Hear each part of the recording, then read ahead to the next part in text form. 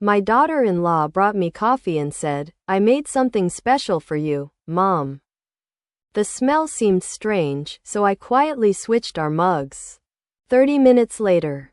Before we continue, please tell us what country you are from and how old you are. We love getting to know our audience. Enjoy listening. She walked into my kitchen as if she had always been the hostess. In her hands, she held 2 white porcelain cups from which steam rose. Her face was glowing, and she was smiling from ear to ear, as if she had brought not coffee, but some kind of award. "Grace Parker," she said in that voice of hers, drawn out and thick as overcooked syrup. "I made you a special coffee today, just the way you like it." Rachel Pavlovna. My daughter-in-law. The wife of my son Michael, the one for whom I once left my job to help him when he was having a hard time. They got married just 3 months ago, and before that they had been dating for 6 months.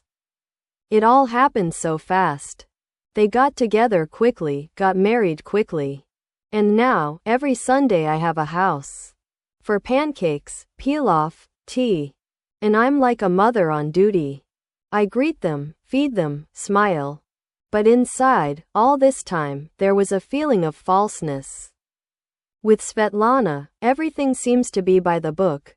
Her smile is forced, her speech is correct, her gaze is studying. It's as if she's not really living. She plays the role of a good, caring daughter-in-law. I won't say she's bad, no. She never allowed herself to be rude. But everything was like in a theater, neat, measured, with pauses. I've seen many women like that, in the dock, in the courtroom, at the interrogation table. And today, here we are, special coffee. I took the mug from her hands.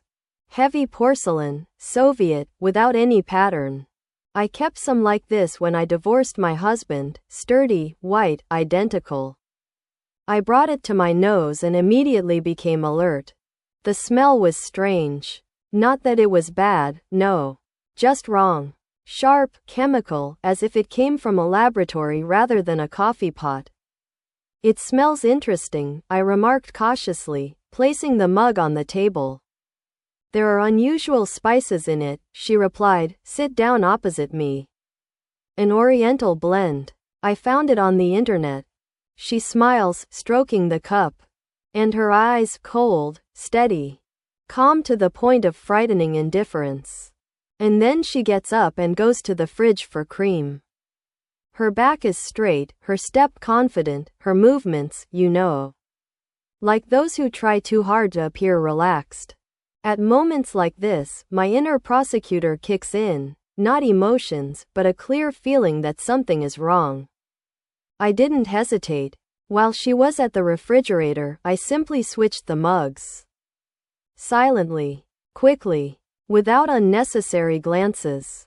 "Thank you for choosing the same dishes. It's not the first time I've had to act quietly." These may not be investigative actions, but after 30 years of working in the prosecutor's office, my nose is no worse than a dog's. She sat down without noticing the switch. She picked up the mug, now hers, the one that was meant for me. And with the same smile, she said, "Well, drink up before it gets cold." I nodded and pretended to drink.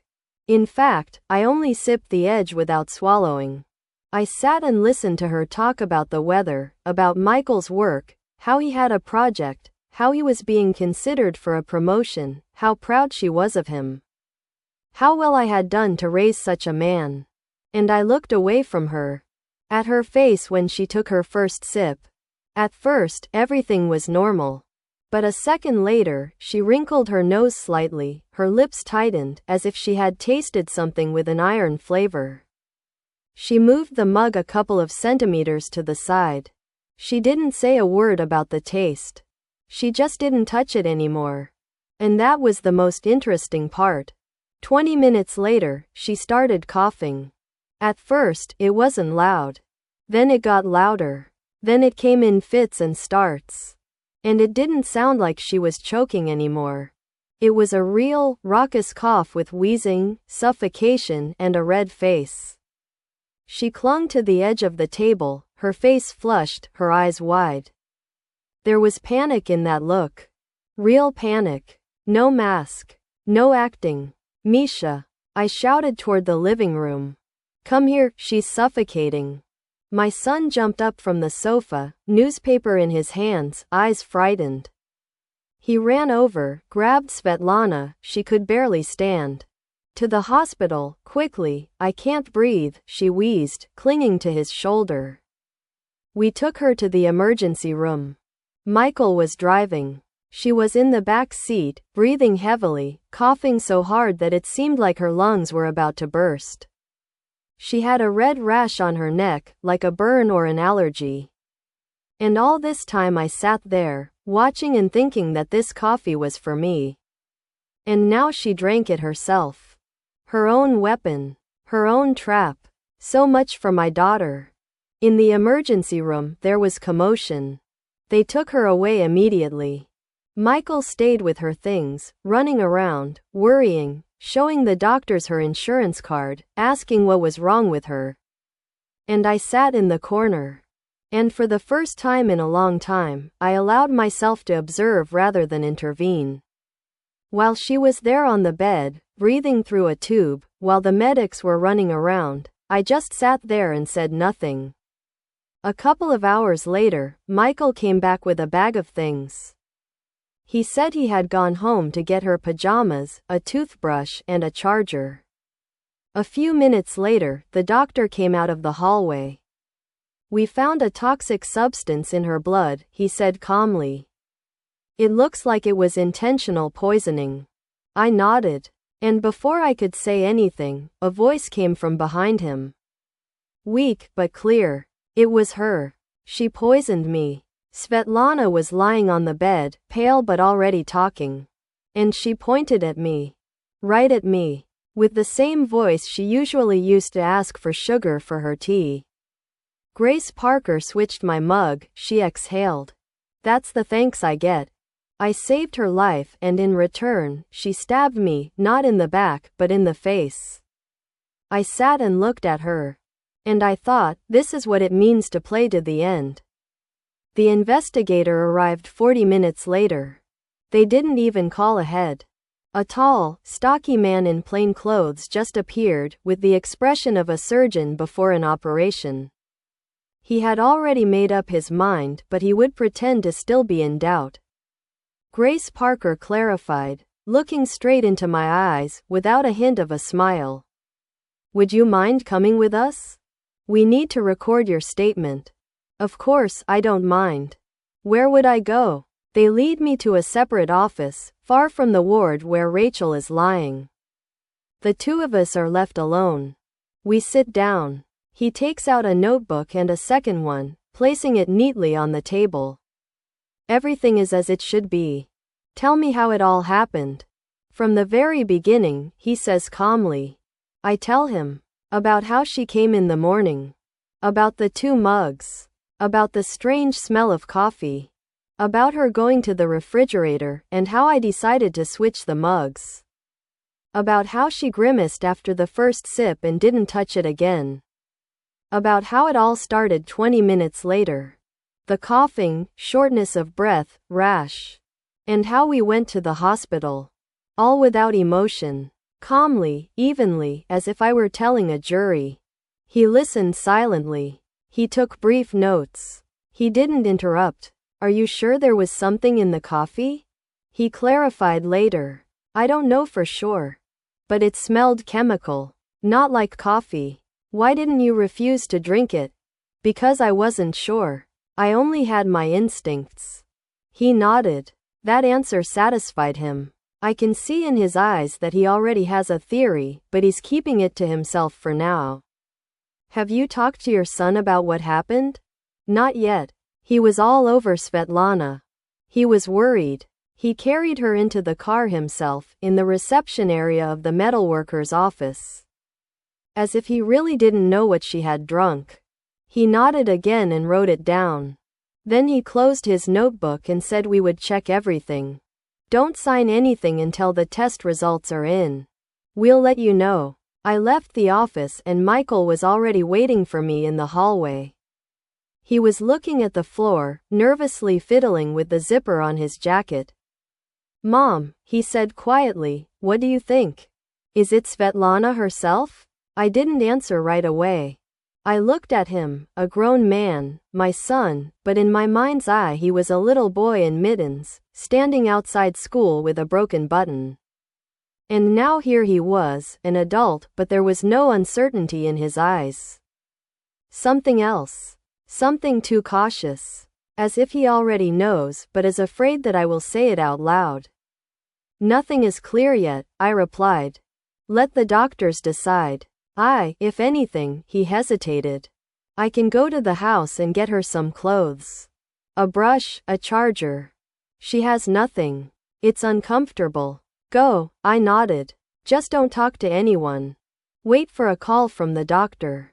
He left quickly, almost running, and I was left sitting alone on the bench, surrounded by the smells of antiseptic, linoleum, and cheap coffee from the vending machine. It was all too familiar. Only before, I sat like this when criminals were being detained. And now I was at the center of it all. An hour and a half later, he returned. With a backpack. His face showed fatigue, but everything looked too clean. Not a hint of anxiety, panic, or anger. As if everything was under control. And then the doctor came out of the ward. In a white coat with a tired face. A chart in his hands. "We ran some urgent tests," he said. "A toxin was found in Svetlana's blood. A synthetic substance. Based on the symptoms, it's a respiratory allergic reaction and poisoning. It doesn't look like an accident. We're passing the information on to the police." I didn't even have time to breathe before a voice came from the ward. Hoarse, but confident. "It's her. Grace Parker. She gave me that coffee. That's all." She and the doctor weren't even surprised. It was as if they were expecting it. Rachel was lying on a pillow, pale, wearing an oxygen mask, but pointing her finger clearly at me. I drank it and felt sick. I begged. And she just watched. Michael froze. His face didn't move. He just turned to me, but didn't look up. And at that moment, I understood. That's it. The cards have been dealt. They've already decided everything. There's a version.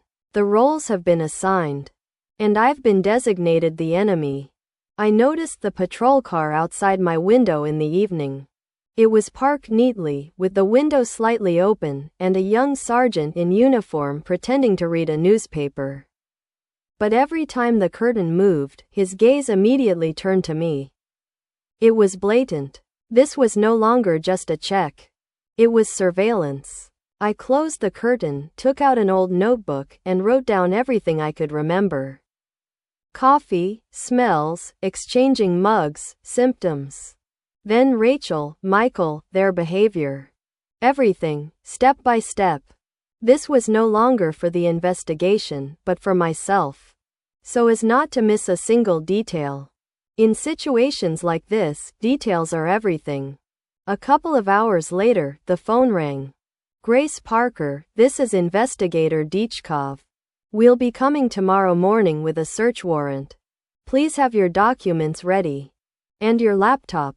We will need the equipment for analysis. This is standard procedure." The voice was polite but cold as ice. I hung up the phone and sat down. And I realized they weren't investigating me, they were preparing to put me in jail. I knew how it worked.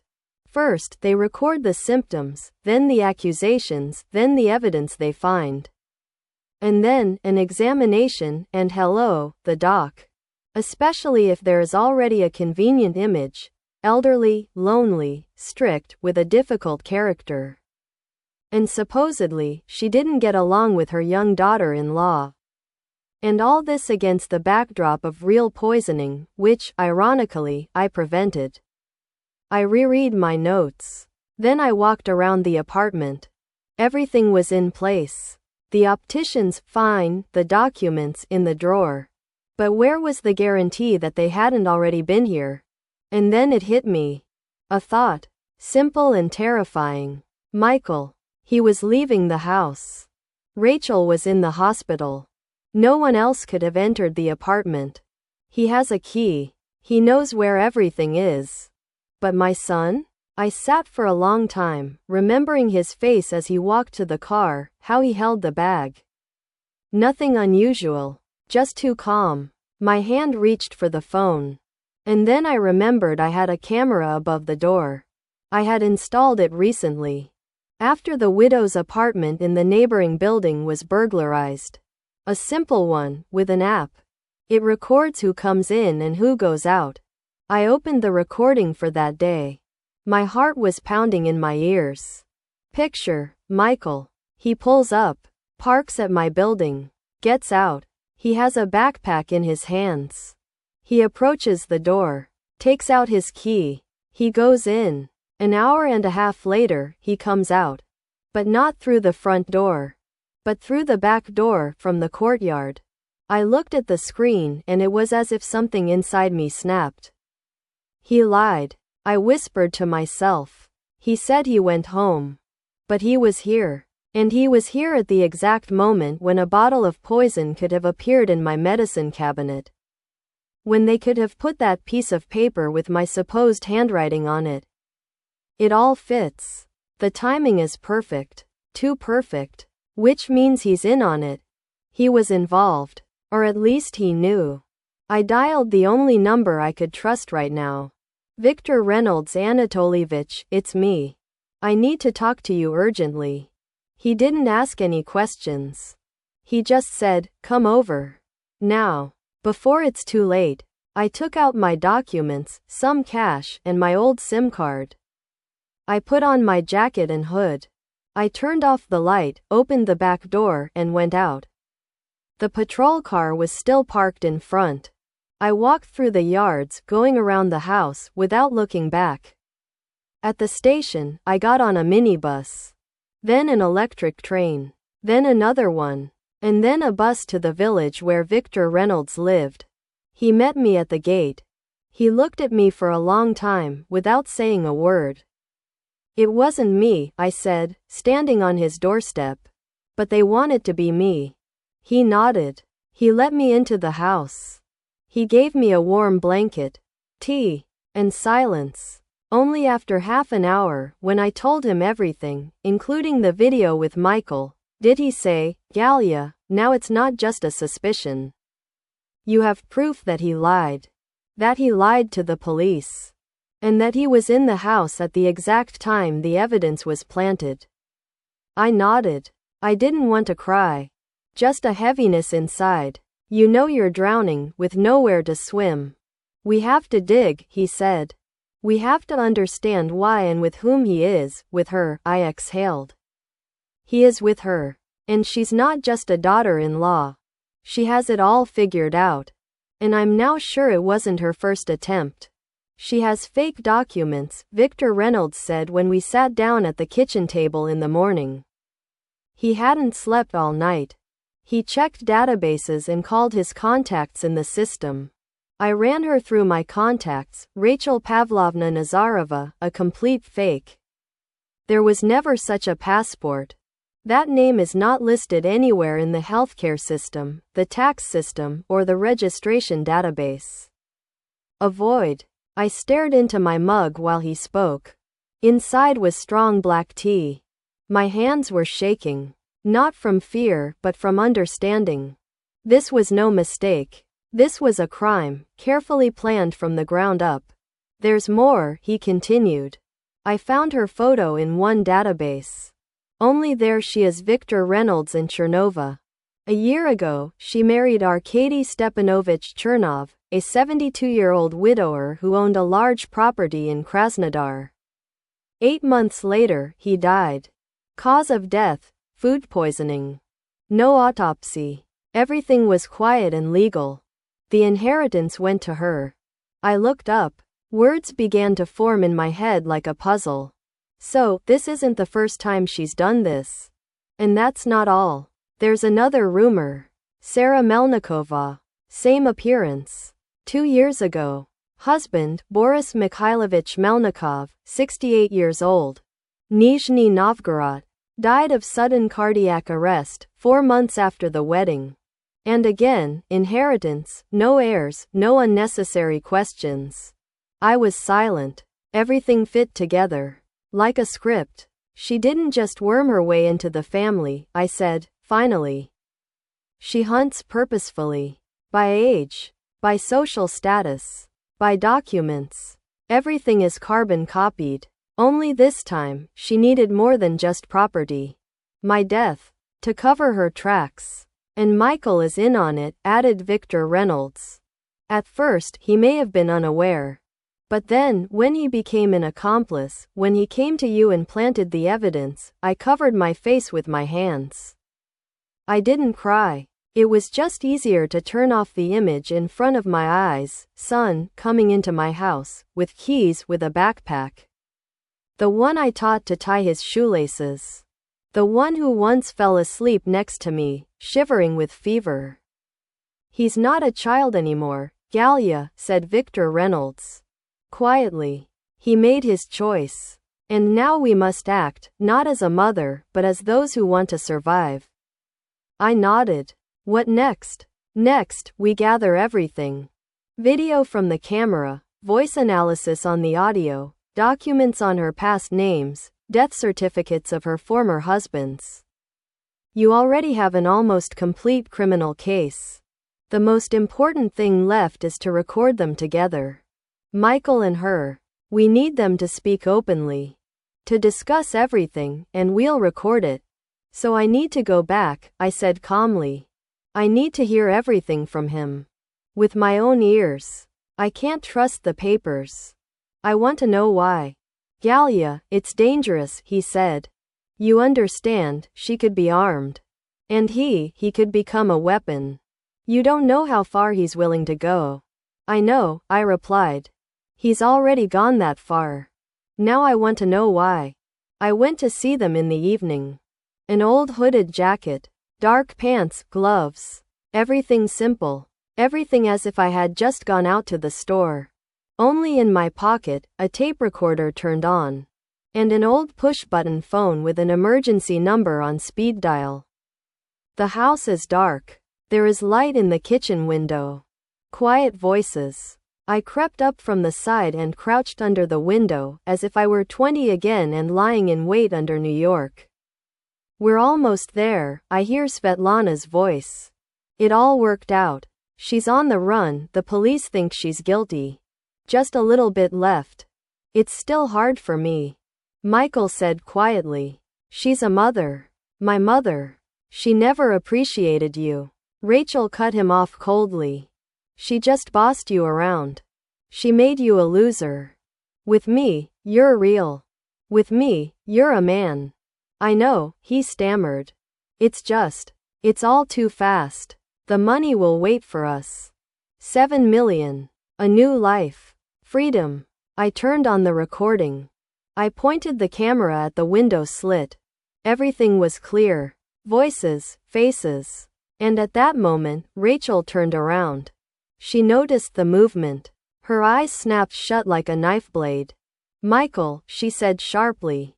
She's here. It's her. And she ran.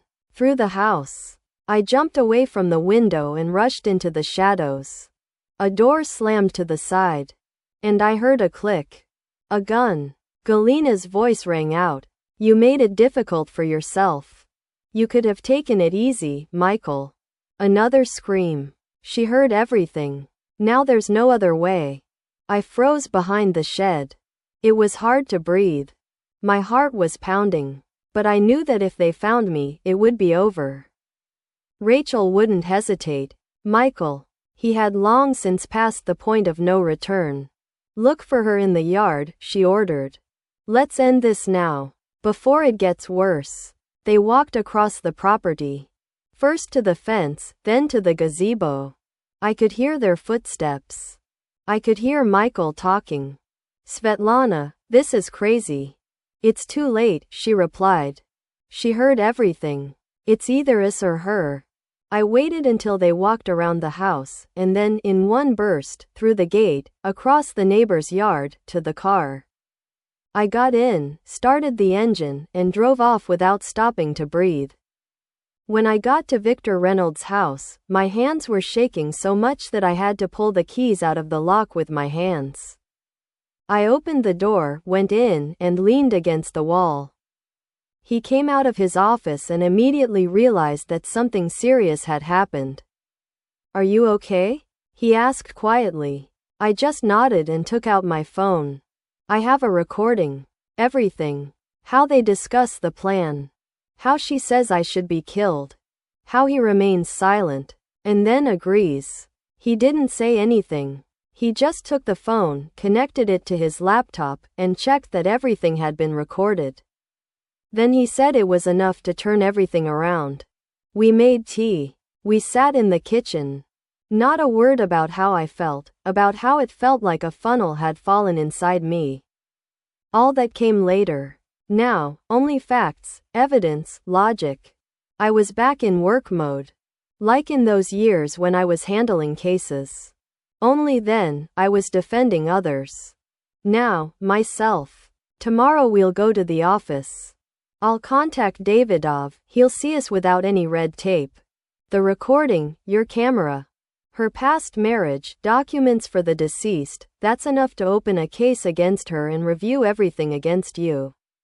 And they won't arrest me right there. I asked calmly. After all, I'm officially on the run now. They won't arrest you, he said confidently. We're not going empty-handed. You have key evidence. You uncovered the scheme, you escaped murder. They're not stupid, they'll understand. The next morning we left. It was a long drive. I looked out the window and thought how strange life is. A former prosecutor, going to prove that I didn't want to kill, but they wanted to kill me. And it was arranged by my own son. The one I gave my last spoonful of soup to when I was sick. The one I carried on my back when his father left. The one for whom I did everything. I didn't cry. It just felt like something inside me had burned out. Quietly, without smoke. Only ashes remained. And cold. They took us in quickly.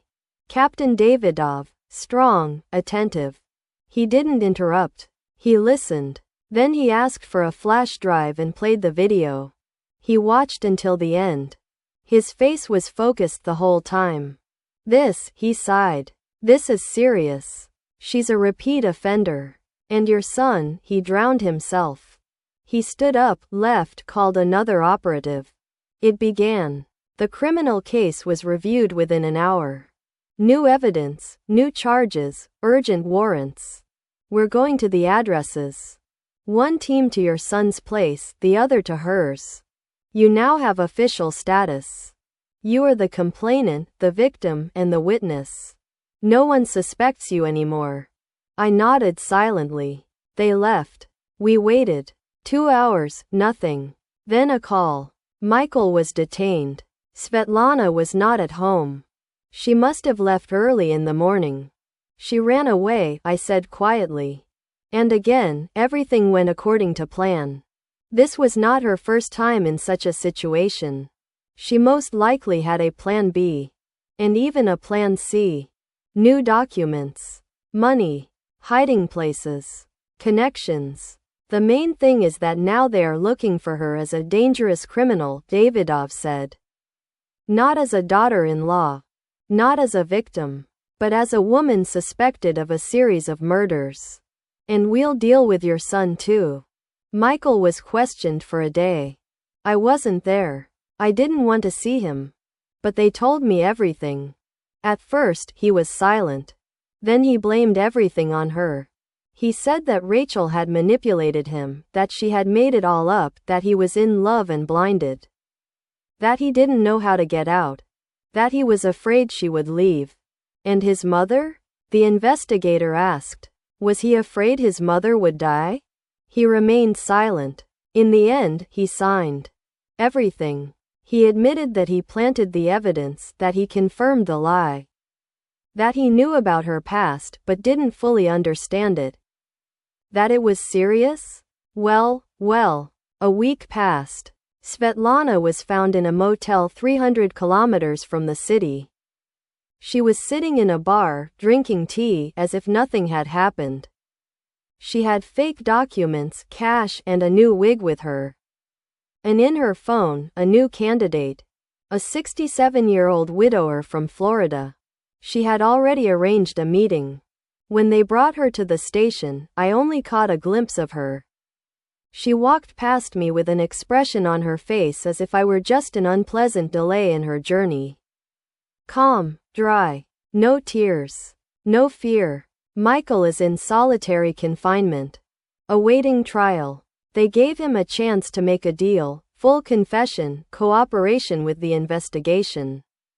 Then, 20 years, they get life. He agreed. And me? I went out into the street. I breathed in the air. And suddenly, I realized I was free. I am no longer a suspect. Not a fugitive. Not the mother of a traitor. I am a woman who survived. And who now knows exactly who she is. The court case began quickly. Everyone understood that there was no time to waste. The evidence was serious, there were many witnesses, and Rachel herself. She had already tried to leave, and if it weren't for the camera at the train station, they might have had to search longer. I was called as the main witness. Before the hearing, the prosecutor, a young woman with a clear voice and attentive eyes, said we would try to do everything without pressure. But you understand, you are the central figure. You are the victim. They tried to kill you. It will be difficult. I can handle it, I replied. It wasn't my first time in court. Only my first time on the other side. When I entered the courtroom, everyone turned around. Some recognized me. Some just looked at me with interest. But I walked straight ahead. Calmly, without fuss. I was Galina Alexandrovna again. So who knows how to carry themselves? Rachel was sitting a little way off. Her hair was done, she was wearing a modest dress, her hands were folded in her lap. Her face was like that of a teacher at a parent-teacher conference. No trace of anxiety. Not the slightest hint of fear. Next to her was her lawyer, young and clearly inexperienced. Apparently, there was no one else available. She didn't look at me. Not once. Michael was in a separate cage. His eyes were downcast. His cheeks were sunken. He had lost weight. He looked not even pitiful, but empty. As if his whole soul had drained out of him. The judge opened the hearing. Then everything went according to the familiar pattern. The charges were read out, the case materials, witness testimony, wiretaps, videos, documents about Svetlana's previous marriages and the deaths of her husbands. When the prosecutor began to describe how Rachel had tried to poison me, the courtroom fell silent, like a graveyard. The defendant had made the coffee herself, she said. The plaintiff served it. And then, not knowing that the cups had been switched, she drank it herself. 20 minutes later, she began to show signs of severe poisoning. The examination revealed the presence of a toxic substance in her blood. But most importantly, there is a recording from the camera and audio where the defendant clearly states her intention to kill Galina Alexandrovna, frame her, and run away with the money. She played the recording. Everything was clearly audible. You don't understand, Michael. We're almost there. 7 million. A new life. The main thing is that she disappears. It will be easy with her. The police don't believe her anymore. If she shows up, I'll shoot her. I'll say I was defending myself. The sound was turned off. Pause. The judge looked up. Defendant, do you have anything to say? Rachel stood up. It's all a lie, she said clearly. I was slandered. Michael made it all up. He wanted to get rid of his mother and dragged me into it. I was scared. I am a victim. I looked at her and didn't recognize her. Standing in front of me was my daughter-in-law. The one with whom we once baked pies, but now a professional manipulator. A predator. Then Michael was given the floor. He stood up, stuttering. He spoke incoherently. I admit, I participated. Rachel. She convinced me that Mom wanted to separate us. That she would destroy everything. I am weak. I didn't know how to stop it. I planted the evidence. My voice broke. He fell silent. The prosecutor approached the microphone. Your Honor, before you are two people who together tried to kill a woman. And now, finding themselves in danger, they are turning on each other. This is not remorse. This is a fight for survival. The trial lasted several days. Every time I returned home, I was shaken. Not from fear, but from the feeling that I was turning the last. Sometimes I looked at a photo of Michael as a child. And I felt, no, not pity. Emptiness. On the 5th day, the verdict was announced. Rachel, life imprisonment. Michael, 20 years imprisonment, taking into account cooperation and admission of guilt. When they were led into the corridor, I remained seated. She looked at him and said coldly, "Did you really think it was about love?" He remained silent. I watched them leave. And at that moment, I realized I had let go. Victor Reynolds and I went outside. It was already dark. He poured me some tea from a thermos, and we sat down on a bench. So, did you win, gal? No, I said. I survived. What about victory? I probably would have won if all this hadn't happened. But we don't choose what life throws at us. He nodded. Fair enough. But you know what? What? I'm proud of you. Few people could have endured that. I smiled. Quietly. Without fanfare. Just like after a long rain, when the sun finally came out, a month passed. The court, the noise, the press, everything settled down. The people who had been calling 10 times a day not long ago had now disappeared. Not neighbors, not colleagues, no one. Only Victor Reynolds. He came, brought food, silently repaired the shelf in the kitchen, and then just sat in the house while I looked out the window. My house was mine again. No cameras, no strangers' footsteps, no police searching as if they were looking for a bomb. I could walk barefoot again, make tea, turn on the radio. It seemed like freedom. But it was empty. I went into Michael's room and every time I caught myself looking around. Should I throw away the old photos? And his mug? And the note from his mother, "Don't forget to buy milk," which he left as a teenager and which I once kept in a box like a relic. I sat with it in my hands for a long time. Then I put it back. Not because I forgave him. Just because I can't make up my mind yet. Rachel is sitting there. Rumors are leaking to the press that she is silent, not talking to anyone. Not a single letter, not a single complaint, not a single tear. As if nothing had happened. As if it had all been her plan from the very beginning. Maybe that's how it is. Michael is silent too. At the trial, the lawyer said he repented. But I don't believe it. I don't feel sorry for his repentance, his memory, or him. He made a choice. He chose not her, but money, an easier life, without his mother's control. He always said, "You have everything under control. You don't hear me. You know everything better than anyone else, you knew." Because I was the one who raised him from the age of 3. Because I wanted him not to be weak. But he remained so. I went to the market. For the first time in many weeks. The saleswoman recognized me, her eyes downcast, her voice quieter than usual. "Hang in there, Grace Parker." "I didn't fall," I replied. "I bought potatoes, apples, eggs." Then I sat down on a bench by the house. For the first time in a long time, I was alone on the street, without looking back, without strangers' eyes, without fear. Just the wind, the sun, and a feeling of silence inside. Not emptiness but silence. A couple of days later, Victor Reynolds called. "Come with me to the cottage." "Why?" "Just to get some fresh air. We'll tie up the tomatoes. The roof is leaking, and you like order." At first, I wanted to refuse. Then I thought, what do I have to lose? I sat down and went. The house was old, with a peeling porch but cozy. Everything was wooden, with the smell of pine. On the table was a kerosene lamp and an old tablecloth. I sat down and suddenly started crying. For the first time. Quietly. Without hysterics. Tears just ran down my cheeks, and I wiped them with my sleeve and said, I'm sorry I didn't take care of you. I'm sorry I raised you like this. I'm sorry I believed. Victor Reynolds silently poured me some tea. He sat there. He didn't say anything. And that was better than any words. The next day, he showed me the greenhouse.